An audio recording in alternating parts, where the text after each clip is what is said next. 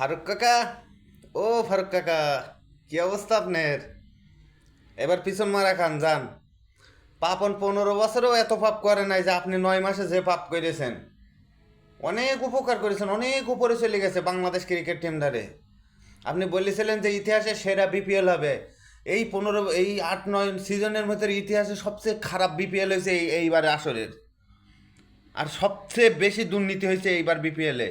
আর সবচেয়ে বেশি হচ্ছে এই 9 মাসের ভিতরে বাংলাদেশ ক্রিকেট টিমটার আপনি একদম ডুবাই ছেড়েছেন। আপনার মতো মানুষ এই ক্রিকেট টিমটা আপনার দেশে থাকাও পাপ।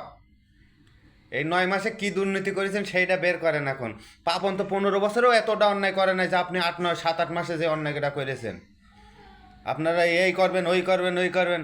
আর আমাদের এই সান্ডার দোয়া, তারপর হচ্ছে মায়ের দোয়া, বইয়ের দোয়া ক্রিকেট টিমটারে, বিশেষ করে বইয়ের দোয়া ক্রিকেট টিমটারে বলছি, আপনার জীবনেও কোনো ঝালটাও ছিটতে পারবেন না।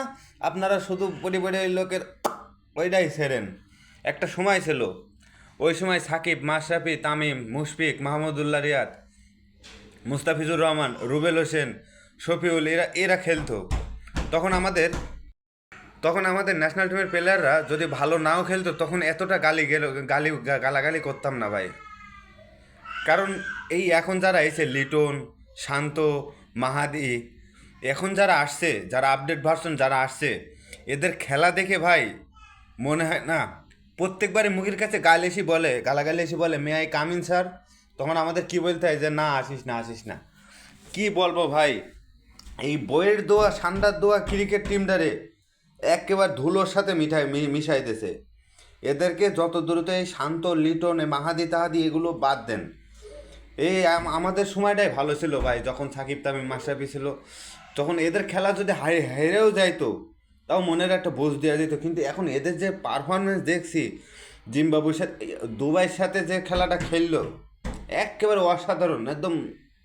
ডাক্তার কি ডাক্তার ইউনুস কি নোবেল পেয়েছে? এদের যে 11টা প্লেয়ার, 11, 3, 11, 33 করে নোবেল দেওয়া উচিত এক একটার। এরা বাংলাদেশটার নাম তো ডুবাচ্ছে প্লাস হচ্ছে মনে করেন যে দেশের, কি বলবো রে ভাই। তা সবচেয়ে সর্বশেষ ধন্যবাদ জানাই যে হচ্ছে ফারুক কাকের আপনারা নামাইতে পারছেন। কারণ এই ফারুকের মতো লোক বিসিবিতে আসায় মানে বিপজ্জনক একটা এরকম বিপজ্জনক যাতে ভবিষ্যতে আর না হয়।